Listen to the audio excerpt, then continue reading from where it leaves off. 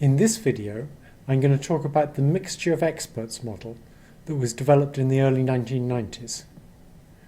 The idea of this model is to train a number of neural nets, each of which specializes in a different part of the data.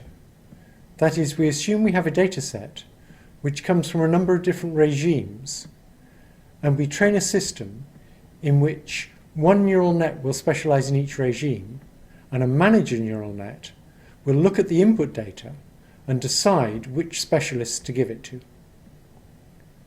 This kind of system doesn't make very efficient use of data because the data is fractionated over all these different experts. And so with small data sets, it can't be expected to do very well. But as data sets get bigger, this kind of system may well come into its own because it can make very good use of extremely large data sets. In boosting, the weights on the models are not all equal, but after we finish training, each model has the same weight for every test case. We don't make the weights on the individual models depend on which particular case we're dealing with. In mixtures of experts, we do. So the idea is that we can look at the input data for a particular case during both training and testing to help us decide which model we can rely on. During training, this will allow models to specialize on a subset of the cases. They then will not learn on cases for which they're not picked, so they can ignore stuff they're not good at modeling. This will lead to individual models that are very good at some things and very bad at other things. The key idea is to make each model, or expert as we call it, focus on predicting the right answer for cases where it's already doing better than the other experts. That will cause specialization. So there's a spectrum of models, from very local models to very global models. Nearest neighbors, for example, is a very local model. To fit it, you just store the training cases, so that's really simple. And then if you have to predict y from x, you simply find the stored value of x that's closest to the test value of x, and you predict the value of y that's the same as for the stored value. The result of that is that the curve relating the input to the output consists of lots of horizontal lines connected by cliffs. It would clearly make more sense to smooth things out a bit. At the other extreme, we have fully global models, like fitting one polynomial to all the data. They're much harder to fit to data, and they may also be unstable. That is, small changes in the data may cause big changes in the model you fit. That's because each parameter depends on all the data. In between these two ends of the spectrum, we have multiple local models that are of intermediate complexity. This is good if the data set contains several different regimes, and those different regimes have different input-output relationships. In financial data, for example, the state of the economy has a big effect on determining the mappings between inputs and outputs, and you might want to have different models for different states of the economy. But you might not know in advance how to decide what constitutes different states of the economy. You're going to have to learn that too. So we have this problem, if we're going to use different models for different regimes, of how do we partition the dataset into these different regimes. In order to fit different models to different regimes, we need to cluster the training data into subsets, one for each of these regimes. But we don't want to cluster the data based on the similarity of input vectors. What we're interested in is the similarity of input-output mappings. So if you look at the case on the right, there's 4 data points that are nicely fitted by the red parabola, and another 4 data points that are nicely fitted by the green parabola. If you partition the data based on the input-output mapping, that is, based on the idea that a parabola will fit the data nicely, then you partition the data where that brown line is. If, however, you partitioned the data by just clustering the inputs, you'd partition it where the blue line is, and then if you look to the left of that blue line, you'd be stuck with a subset of data that can't be modeled nicely by a simple model. So I'm going to explain an error function that encourages models to cooperate, and then I'm going to explain an error function that encourages models to specialize. And I'm going to try to give you a good intuition for why these two different functions have these very different effects. So if you want to encourage cooperation, what you should do is compare the average of all the predictors with the target and train all the predictors together to reduce the difference between the target and their average. So using angle brackets for expectations again, the error would be the difference between the target and the average over all the predictors of what they predict. That will overfit badly. It'll make the model much more powerful than training each predictor separately, because the models will learn to fix up the errors that other models make. So if you're averaging models during training, and training so that the average works nicely, you have to consider cases like this. On the right, we have the average of all the models except for model I. So that's what everybody else is saying when their votes are averaged together. On the left, we have the output of model I. Now, if we'd like the overall average to be closer to the target, what do we have to do to the output of the ith model? Well, we have to move it away from the target. That will take the overall average towards the target. You can see that what's happening is model I is learning to compensate for the errors made by all the other models.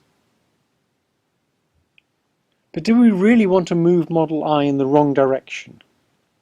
Intuitively, it seems better to move model I towards the target.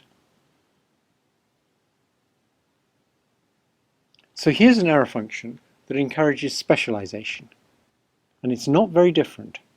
To encourage specialization, we compare the output of each model with the target separately. We also need to use a manager to determine the weight we put on each of these models, which we can think of as the probability of picking each model if we had to pick one. So now our error is the expectation over all the different models of the squared error made by that model times the probability of picking that model, where the manager or gating network is determining that probability by looking at the input for this particular case. What will happen if you try and minimize this error is that most of the experts will end up ignoring most of the targets. Each expert will only deal with a small subset of the training cases, and it will learn to do very well on that small subset. So here's a picture of the mixture of experts architecture. Our cost function is the squared difference between the output of each expert and the target, averaged over all the experts, but with the weights in that average determined by the manager. There's actually a better cost function we'll come to later based on a mixture model, but this was the cost function I first thought of, and I think it's easier to explain the intuition with this cost function. So we have an input. Our different experts all look at that input. They all make their predictions based on that input. In addition, we have a manager. The manager might have multiple layers, and the last layer of the manager is a softmax layer. So the manager outputs as many probabilities as there are experts. And using the outputs of the manager and the outputs of the experts, we can then compute the value of that error function. If we look at the derivatives of that error function, the outputs of the manager are determined by the inputs xi to the softmax group in the final layer of the manager, and then the error is determined by the outputs of the experts and also the probabilities output by the manager. If we differentiate that error with respect to the outputs of an expert, we get a signal for training that expert. And that gradient that we get with respect to the output of an expert is just the probability of picking that expert times the difference between what that expert says and the target. So if the manager decides that there's a very low probability of picking that expert for that particular training case, the expert will get a very small gradient, and the parameters inside that expert won't get disturbed by that training case. It'll be able to save its parameters for modelling the training cases where the manager gives it a big probability. We can also differentiate with respect to the outputs of the gating network, and actually what we're going to do is differentiate with respect to the quantity that goes into the softmax. That's called the logit, that's xi. And if we take the derivative with respect to xi, we get the probability that that expert was picked times the difference between the squared error made by that expert and the average over all experts when you use the weighting provided by the manager of the squared error. So what that means is, if expert I makes a lower squared error than the average of the other experts, then we'll try to raise the probability of expert I. But if expert I makes a higher squared error than the other experts, we'll try and lower his probability. That's what causes the specialization. Now there's actually a better cost function. It's just more complicated. It depends on mixture models, which I haven't explained in this course. Again, those will be well explained in Andrew Ng's course. I did explain, however, the interpretation of maximum likelihood when you're doing regression as the idea that the network is actually making a Gaussian prediction. That is, the network outputs a particular value, say y1, and we think of it as making bets about what the target value might be that are a Gaussian distribution around y1 with unit variance. So the red expert makes a Gaussian distribution of predictions around y1, and the green expert makes a Gaussian prediction around y2. The manager then decides probabilities for the two experts, and those probabilities are used to scale down the Gaussians.